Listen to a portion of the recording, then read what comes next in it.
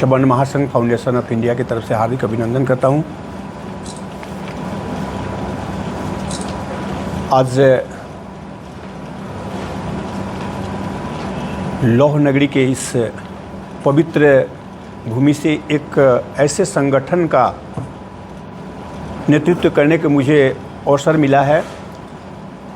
इसी संदर्भ में आज हम लोगों ने अपनी वैचारिक, सांस्कृतिक, राजनीतिक और अन्य विधाओं पर चर्चा करने के लिए हमने जो हमारे समक्ष चुनौतियां है, इसके लिए आप सभी से निवेदन किया। आप सभी आए, आप लोगों का पुनः मैं हृदय से आभार प्रकट करता हूं। शबन महासंघ फाउंडेशन,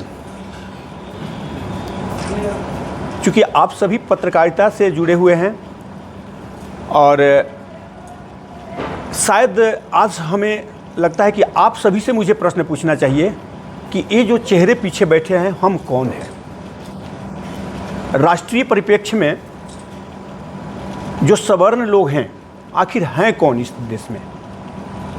ये सबसे बड़ा प्रश्न है, क्योंकि किसी भी लोकतांत्रिक देश में जहां सत्ता वोट से चुनी जाती है, लोगों के मत से चुनी जाती है, एक अधिकार होता है, हम अपने कर्तव्यों का भी निर्वहन करते हैं।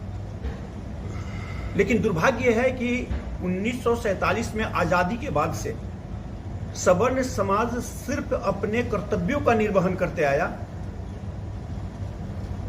निर्वहन करते करते आज उस चौराहे पर खड़ा है जहां उसके अस्तित्व को संकट है। माइनॉरिटी आयोग भी है जो उनके हितों की रक्षा के लिए है।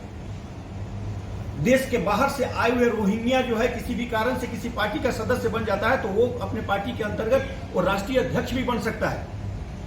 आयोग की सुरक्षा भी उसको मिल सकती है, बांग्लादेशी घुसपैठियों को मिल सकती है, लेकिन सवर्ण समाज के लिए ये सुरक्षा नहीं है। और ये हमारे लिए सबसे बड़ी चुनौती है कि हम आज इस राष्ट्र में दोयम दर्जे के नागरिक बनकर रह गए। जस्टिस पर सबका बराबर हक है, क्योंकि सबके साथ नैसर्गिक न्याय होना चाहिए। इस निमित्त उन्होंने कहा कि यदि ऐसे केसेस, खास करके सरकारी ऑफिस में जहां आरक्षण से कुछ लोग आते हैं, लेकिन यदि बड़ी पदाधिकारी कोई बात बोला तो उस पर जातिगत टिप्पणी का ये लगा करके उसकी नौकरी ले ली जाती है, उसको नौकरी से बेदखल करते हैं, उस पर बहुत सारी प्रताड़ना हो जाती है। तो उन्होंने कहा कि ऐसे केसेज में एक deputy SP, deputy superintendent of police level का पदाधिकारी एकदम टाइम बॉन्ड पीरियड में, यानी केवल 7 दिन के अंदर में उसमें जांच करे। टाइम टेन्योर के अंतर्गत ही वो ये जांच करके बताए कि हां, इधर वो व्यक्ति जो है विक्टिम है या नहीं है।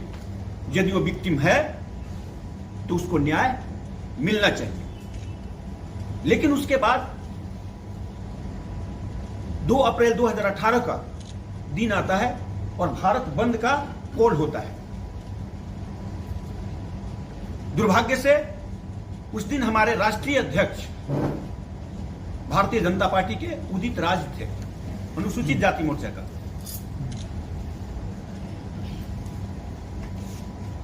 उस बंद को उन्होंने भी कॉल किया, उस बंद में सम्मिलित हुए और 26 लोगों की हत्या 1947 के बाद पहला बार हुआ कि इस एक्ट के तहत भारत में किया गया 2 अप्रैल 2018 को। और ये ऐसा घटना था जो हमारे आंख खोलने के लिए काफी था। और यही नहीं रुका, हमारी मोदी सरकार ने उसके बाद इसका अमेंडमेंट लाया, क्योंकि कानून बन जाता है, सुप्रीम कोर्ट का आदेश कानून हो जाता है। एक अमेंडमेंट आया 18A, उसका नाम था 18A, आप कोट कर सकते हैं। 18A के तहत क्या हुआ कि एक अमेंडमेंट आया, लोकसभा में, राज्यसभा दोनों में आया और बाद में बहुमत से पारित हुआ। और दुर्भाग्य की बात कि उस एक्ट का किसी ने भी विरोध नहीं किया। पूरे भारतवर्ष में जितने भी सांसद, 545, 250, ये सांसद जो नॉमिनेटेड 10, ये किसी ने विरोध नहीं किया। जो एक उसमें अमेंडमेंट हुआ, अमेंडमेंट की बात मैं आपको बताऊं, सबसे महत्वपूर्ण उसमें मुद्दा था कि पहले था कि यदि ऐसा केस होते थे तो 2 लोग गवाह होना जरूरी होता था। इसको खत्म कर दिया गया। कहा कि जैसे वो कहीं भी हो, कहीं से भी केस करता है तो तुरंत आपकी गिरफ्तारी होगी। ये बात आप लोग को भी संज्ञान में आया। दूसरा कहा गया कि उसको विक्टिम मान लिया जाएगा, केस करने के साथ ही विक्टिम मान लिया जाएगा और 8 लाख रुपया तक कंपनसेशन उसको दिया जाएगा और ये रिकवरी जो होगा जिसके ऊपर केस किया गया उससे होगा। इधर वो कल्पिट है या नहीं है, इसकी जांच की जरूरत पहले नहीं है। तीसरा था कि पहले क्या था कि माइनर केसेस में उसको थाने से ही बेल देने की प्रक्रिया थी, लोअर कोर्ट या एंटीसिपेटरी बेल भी मेरिट केस देख करके हो जाता था। लेकिन इस अमेंडमेंट में आया कि हाई कोर्ट से पहले आपको बेल नहीं मिलेगी। आप लोग इसको गूगल चेक कर सकते हैं, सारा ये केस अभी भी है। अब न्याय का हमारे पास कोई साधन नहीं बचा। यदि कोई भी हमारे ऊपर केस कर देता है इंटेंशनली तो हमें जेल जाना ही होता है और 90 दिन के पहले तो चूंकि हमारी सारी प्रक्रिया लोअर कोर्ट से ही होकर जाएगी, लेकिन हाई कोर्ट के पहले हमें बेल नहीं मिलेगी। ऐसे ऐसे प्रतारक कानून बने, ध्वनिमत से पारित हुए, सरकार इस पर जो है, तब हम लोग की आंख खुली और सवर्ण महासंघ फाउंडेशन ने पहली बार पत्र लिखा आदरणीय प्रधानमंत्री जी को और सभी पार्टियों को कि हम संगठनहीन हैं, हम लोग को संगठन में भागीदारी मिले और हमें भी आयोग रूपी सुरक्षा, क्योंकि हम लोग हमेशा वसुधैव कुटुंबकम की बात किए। हमारा सोच ये था संविधान बनाते वक्त भी कि जो पीड़ित है, दलित है, उसको उत्थान हो। लेकिन इस विषय को आज राजनीतिक दलों ने अपना हथकंडा बना लिया और इसका परिणाम हमारे आने वाली पीढ़ियों को, हमने एक आंकड़ा आपके समक्ष रखा है, आप देखेंगे सवर्णों की स्थिति क्या है। 40% से ज़्यादा लोग आज हमारे जो हैं बच्चे जो हैं बीच में ही पढ़ाई छोड़ देते हैं गरीबी के कारण। ये हमारा आंकड़ा नहीं है, ये हमारा आंकड़ा नहीं बल्कि सरकार का, ये सरकारी गजट का आंकड़ा है। और सवर्ण बच्चों के साथ जो आज होता है, जो हमें कहा जाता है कि हम इस देश के बहुत बड़े क्या है पता नहीं, लेकिन हमारे समर्पण को, हमारे त्याग को, हमारे संघर्ष को आज किनारे लगा करके आज हम उस चौराहे पर खड़ा हैं कि आज हम ये डिस्कस करने के लिए हैं कि आज 40%, 49%, 40 गलत मैं बता रहा हूँ, 49% बच्चे जो हैं केवल गरीबी के चलते पढ़ाई आगे नहीं कर पाते हैं। 45% आबादी के पास रहने के लिए अपना मकान नहीं है। 36% सवर्ण आबादी गरीबी रेखा से नीचे जीवन यापन कर रही है। 90% सवर्ण युवा जो है काम के खोज में पलायन और बाहर घर छोड़कर बाहर जाने को विवश है। 65% स्वर्ण रोजगार के लिए अब घर छोड़ रहे हैं और 55% स्वर्ण के पास 1 एकड़ आज जमीन नहीं है, जिसे हमें लोग कहा जाता है कि ये सारे सवर्ण जो है सो लैंडलॉर्ड हैं इस देश के। लेकिन हकीकत यह है कि 1 एकड़ से कम जमीन इतने प्रतिशत यानी कि 45%, 56% लोगों के पास नहीं उपलब्ध है। तो वैसे स्थिति में हमारा भविष्य क्या होगा यदि पार्टियां हमें सांगठनिक अपनी हिस्सेदारी नहीं देती है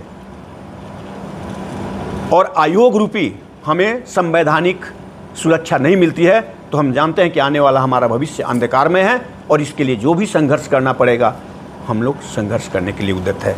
आपके प्रश्न कोई है तो आप पूछ सकते हैं। 2018 में 3 विधानसभा चुनाव भारतीय जनता पार्टी हारी। राजस्थान, दिल्ली और ये आपका मध्य प्रदेश वगैरह 3 जगह हुआ था, तीनों हारी थी। उसके बाद एक लॉलीपॉप दिया गया EWS के नाम पर जो है सो कि सवर्णों को भी आरक्षण दिया जाएगा। मैं उस दिन भी मिठाई खाते हुए कहा था, क्योंकि मैं उस समय संघर्ष में था, मुझे मिठाई खिलाया गया पार्टी की तरफ से। मैं पार्टी कार्यकर्ता भी हूँ भारतीय जनता पार्टी का, इस नाते यहाँ साक्षी में बहुत बड़ा कार्यक्रम हुआ। तब भी मैंने कहा था कि हमारी मांग आरक्षण नहीं थी, आरक्षण निदान नहीं है।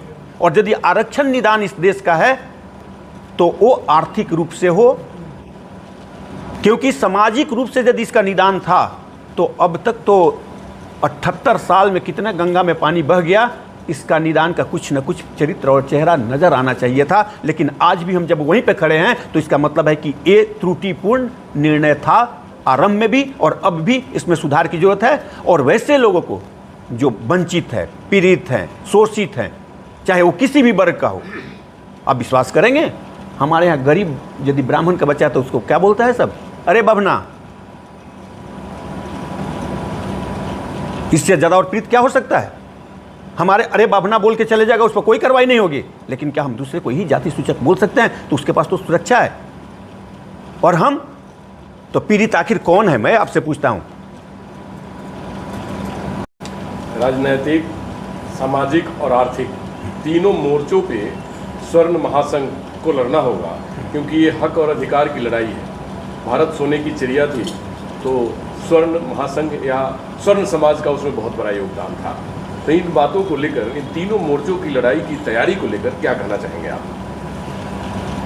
अभी एक चीज़ और मैं जोर देना चाहूँगा, राजनीतिक, सामाजिक, आर्थिक के बाद हम सांस्कृतिक विरासत को यहाँ तक जीने वाले लोग हैं। हमारे लिए राष्ट्र प्रथम है, हमारे लिए पार्टी या कोई अन्य व्यवस्था प्रथम नहीं है। और यही है कि हमने हमेशा से कहा कि जननी जन्मभूमिश्च स्वर्गादपि गरीयसी, और इसके संप्रभुता की रक्षा के लिए भी ये समाज आगे रहा है। आपका जो प्रश्न है कि हम क्या संघर्ष करेंगे, अभी चूँकि हमारा अभी 1 सप्ताह ही हुआ है राष्ट्रीय अध्यक्ष बने हुए, हम अपनी राष्ट्रीय कार्यकारिणी में जाएंगे। निर्णयों का जो है सबने अपना खाका आपके सामने भी रखा है कि हमारे सामने ये चुनौतियां है, और इस चुनौतियों पर कैसे राष्ट्रीय कार्य समिति निर्णय लेती है उसके साथ हम आगे बढ़ेंगे। हम रचनात्मकता के साथ साथ आंदोलनात्मक भी यदि लड़ाई लड़नी पड़ी तो हम लड़ेंगे। हम शिक्षा, स्वस्थ, रोजगार, अपने समाज के लिए बात करेंगे, लेकिन ज़रूरत हुई तो हम ऐसे संगठन के विषय में सोच रहे हैं कि जहां कोई ये प्रश्न नहीं पूछे कि डीडी त्रिपाठी का क्वालिफिकेशन क्या है। हमारे पीछे खड़े लोग ये हमसे न पूछे कि हमारी क्वालिफिकेशन क्या है, हम डिलीट हैं कि अंगूठा छाप हैं। हम सवर्ण समाज का नेतृत्व कर रहे हैं। ऐसे समाज की आज ज़रूरत है जहां एक साथ सारे लोग खड़े हो जाएं। पहला मेरा उद्देश्य यही है कि ऐसे समाज की संरचना करें। क्या फ़र्क पड़ता है, हमारे परिवार से कोई IAS बन जाए, कोई IPS बन जाए, कोई स्टेट सेक्रेटरी बन जाए, सेंट्रल में सेक्रेटरी बन जाए या मंत्री बन जाए, काम तो उसी विधा से करेगा, उसी संविधान के अंतर्गत से करेगा जहां उसके हाथ पैर दोनों बंधे होंगे और मुंह में कपड़ा ठूसा होगा। तो वैसी व्यवस्था से हम अपने समाज के लिए क्या अपेक्षा रख सकते हैं? उस समय वो कहेगा कि नहीं, हम तो भैया IAS है, मेरे पास तो ये है, इसी के अनुसार से मैं काम कर सकता हूँ। तो वैसी स्थिति में हमारे पास एक ही रास्ता बचता है, संगठन। और संगठन के लिए हमारा एक ही है कि हमारा सामान्य उद्देश्य है और समन्वित हमारा प्रयास होगा, और इसके लिए हम सारा काम करेंगे। अपील क्या करना चाहेंगे? अपील मेरा सभी समाज के लोगों से एक ही है कि जीवन में सीखने के लिए होता है।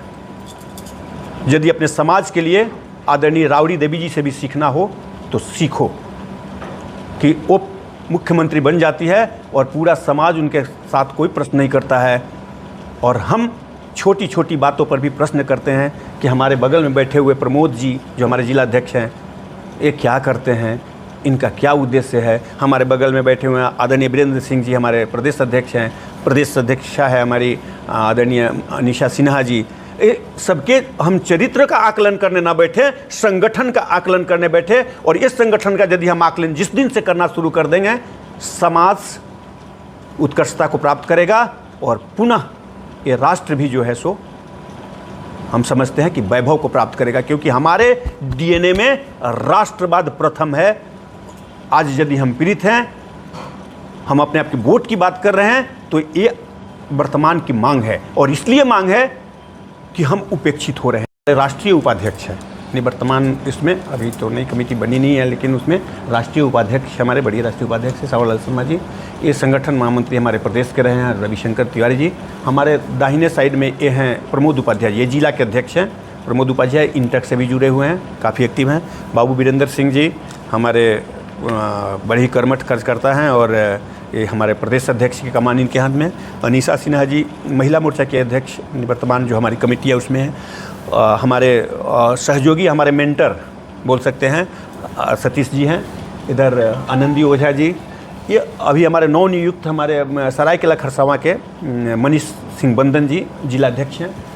हमारे बड़े भैया, हमारे मेंटर भी बोलिए, हमारे संरक्षक भी बोलिए, या कह सकते हैं कि एक व्यक्ति हैं जो हमारे कान पकड़ के हर बात में मुझे मार्गदर्शन देते हैं, आदरणीय मुन्ना चौबे जी।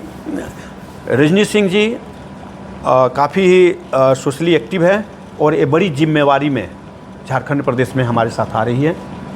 मैं अभी यहाँ इनकी घोषणा नहीं कर रहा हूँ, क्योंकि विधिवत रूप से इनकी घोषणा मुझे करना शेष है।